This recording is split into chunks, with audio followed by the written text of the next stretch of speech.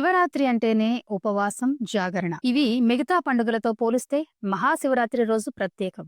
రాత్రివేళ పూజలు ఆచరించడం ఈ శివరాత్రి పండుగ రోజు చూస్తాం. శివరాత్రి రోజు శివుడికి బిల్వ పత్రార్చనలు, రుద్రాభిషేకాలు, రుద్రాక్ష మాల ధారణలు, విభూతి ధారణలు ఈ శివరాత్రి రోజు చేస్తూ ఉంటారు. అయితే కేవలం ప్రతిరోజులాగే ఏదో పూజలు, అభిషేకాలతో శివుణ్ణి పూజించడమేనా, లేదా ఈ పండుగ వల్ల ఏవైనా ఇతర ఆధ్యాత్మిక ప్రయోజనాలు ఉన్నాయా అని ఆలోచిస్తే ఉన్నాయి అనే సమాధానమే మనకు కనిపిస్తుంది. అందుకే ఉదాహరణగా లింగ పురాణంలో ఒక చక్కటి కథ ఉంది. ఆ పరమశివుడు చెప్పిన కథ చూద్దాం. శివుడి ఆజ్ఞ లేనిదే చీమైనా కొట్టదు అనే విషయం మనందరికీ తెలిసిందే. ప్రకృతిలో దైవాజ్ఞ లేనిదే ఏమీ జరగదనే విషయం ఈ సామెత ద్వారా మనకు అర్థమవుతుంది.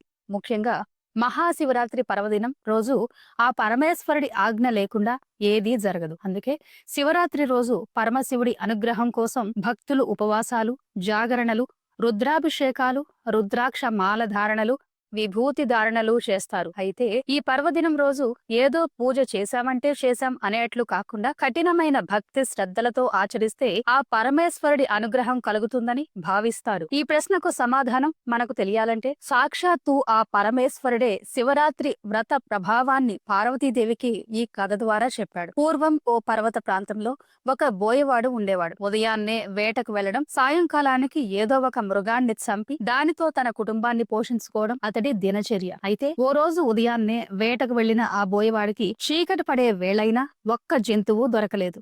దాంతో అతడు నిరాశగా ఇంటి ముఖం పట్టాడు. అలా వస్తుండగా అతడికి దారిలో ఒక సరస్సు కనిపించింది. రాత్రిపూట ఏదైనా జంతువు అక్కడికి నీళ్లు తాగడానికి వచ్చి తీరుతుందని, అప్పుడు దాన్ని సంహరించవచ్చు అనుకుని ఆ సరస్సు పక్కనే ఉన్న ఒక చెట్టెక్కి కూర్చున్నాడు. తన కంటి చూపునకు అడ్డంగా ఉండడంతో ఒక కొమ్మ ఆకులను తుంచి కింద పడేశాడు. ఆ బోయవాడు ఊతపదంగా శివశివ అంటూ ఉండేవాడు. అలా అనడం మంచో చెడో అతడికి తెలియదు. కానీ ఆ సమయంలో అలా అంటూనే కాలం గడిపాడు. అలా గడిపిన రాత్రి శివరాత్రి పర్వదినమని ఆ బోయకు కూడా తెలియదు. రాత్రివేళ మొదటి జాము గడిచాక ఒక ఆడజింక నీళ్లు తాగేందుకు అటుగా వచ్చింది. దాని మీదకు బాణాన్ని ఎక్కుపెట్టాడు బోయవాడు. అయితే ఆ జింక తాను గర్భం దాల్చానని, తనను చంపటం అధర్మమని వదిలిపెట్టాలని ప్రాధేయపడింది. మామూలుగా అయితే అతడి మనసు క్రూరంగా ఉండేదే.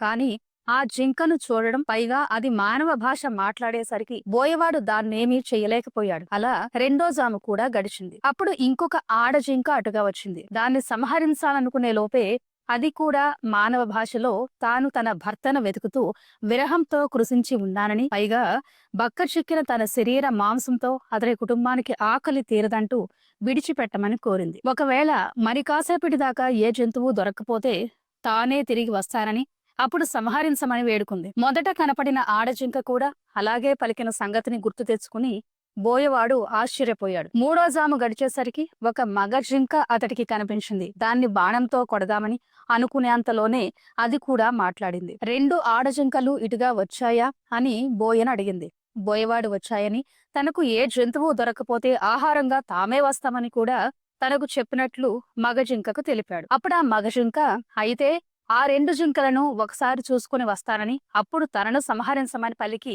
వెళ్ళింది. ఇంతలో నాలుగో జాము కూడా గడిచి సూర్యోదయ సమయం దగ్గర పడింది. బోయవాడు తనకు మాటిచ్చి వెళ్లిన మూడు జింకల కోసం ఎదురు చూస్తూ చెట్టు మీదనే కూర్చున్నాడు. అయితే ఇంతలో మరొక జింక, దాని పిల్ల అటుగా రావడం కనిపించింది. బిల్లు ఎక్కిపెట్టిన బోయవాడితో ఆ జింక కూడా తన పిల్లను ఇంటి దగ్గర విడిచి వస్తానని, అప్పటిదాకా ఆగాలని పలికి వెళ్ళింది. మరికొద్దిసేపటికి నాలుగు జింకలు బోయవాడికిచ్చిన మాట ప్రకారం సత్యనిష్టతో అతడి ముందుకొచ్చి ముందుగా తనను చంపమంటే తనను చంపాలంటూ ప్రాధేయపడ్డాయి. ఆ జింకల సత్ప్రవర్తన బోయవాడిలో పరివర్తనను తీసుకొచ్చింది. ఆ రాత్రంతా అతడు కూర్చున్నది మారేడు చెట్టు కావడం, అతడు తెలియకుండానే శివశివ అనే ఊతపదంతో శివనామ స్మరణ చేయడం, తన చూపునకు అడ్డం వచ్చిన మారేడు దళాలను కోసి కింద పడేయటం చేశాడు బోయవాడు. ఆ చెట్టు కిందనే ఓ శివలింగం ఏనాటితో ఉంది. ఆ శివలింగం మీద అతడు వేసిన మారేడు దళాలు పడ్డాయి. అది మారేడు దళ పూజా ఫలితాన్నిచ్చింది. నాలుగో జాము వరకు మెలకువతోనే ఉన్నాడు గనక జాగరణ ఫలితం వచ్చింది. క్రూరాత్ముడైనప్పటికీ ఈ పుణ్యకార్యాల వల్ల అతడి మనసు నిర్మలమైంది. పైగా జింకల సత్యనిష్ట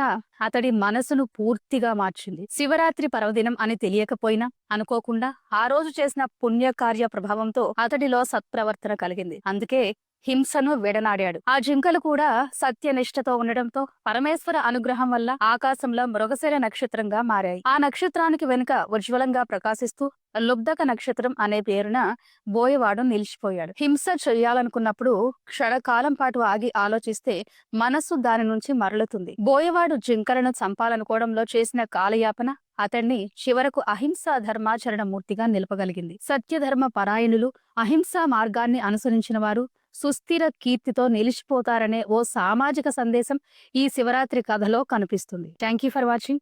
please subscribe to Khyati connects.